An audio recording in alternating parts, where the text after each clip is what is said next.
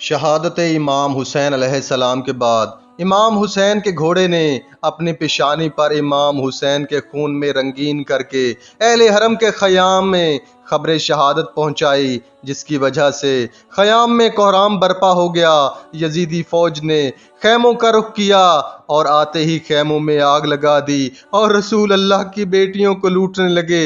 اہل بیت رسول کے رونے اور چیخنے کی آوازیں بلند ہونے لگیں اور کوئی فریاد رس اور پرسان حال نہ تھا۔ تمام بیبیوں کے سروں سے چادریں چھین لی، بی بی سکینہ کے پیروں سے جوتے تک اتار لیے اور حضرت زینب و ام کلثوم کے کانوں سے گوشوارے کھینچ لیے۔ سید سجاد کے نیچے سے بستر کھینچ کر انہیں زمین پر ڈال دیا۔ بس ایک ایسا حشر برپا کر دیا کہ جو نہ کسی کے ساتھ کیا گیا اور نہ ایسا ظلم کسی کے ساتھ کیا جائے گا۔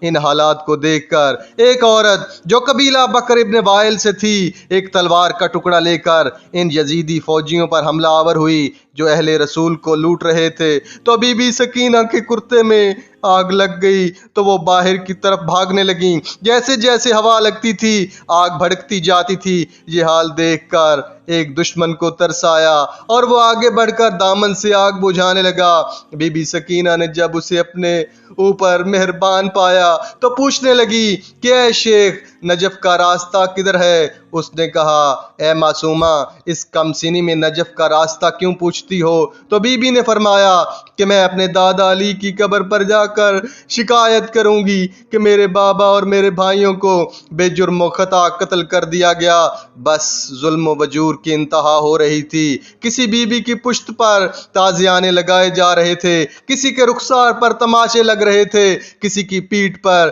نیزے کی انی چبھوئی جا رہی تھی۔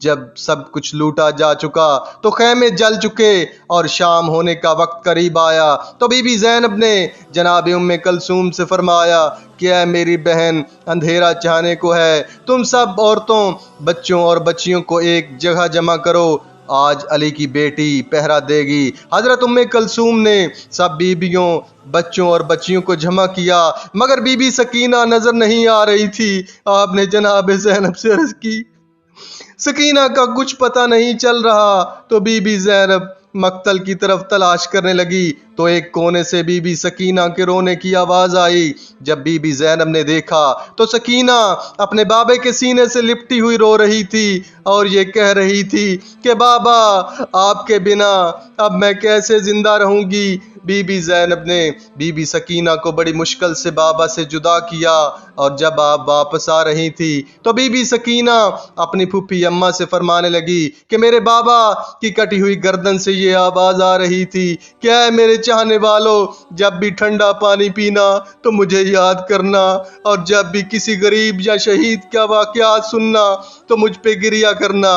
اے میرے نانا کی امت سنو، رسول اللہ کا میں وہ مظلوم نواسہ ہوں جسے بے جرم و خطا ان لوگوں نے قتل کیا اور پھر قتل کے بعد ان کی لاش پہ گھوڑے دوڑائے گئے۔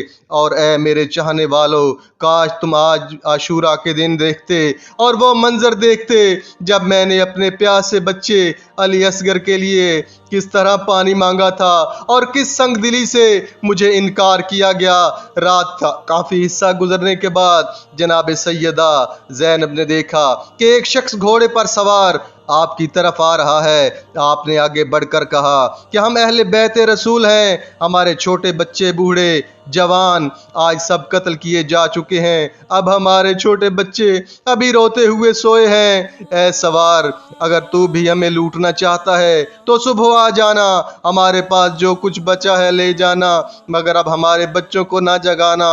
مگر وہ سوار آگے بڑھتا ہی گیا تو آخر بی بی زینب بھی شیر خدا کی بیٹی تھی، انہیں جلال آ گیا اور آگے بڑھ کر گھوڑے کی لگام میں ہاتھ ڈالا اور فرمایا کہ رک جا۔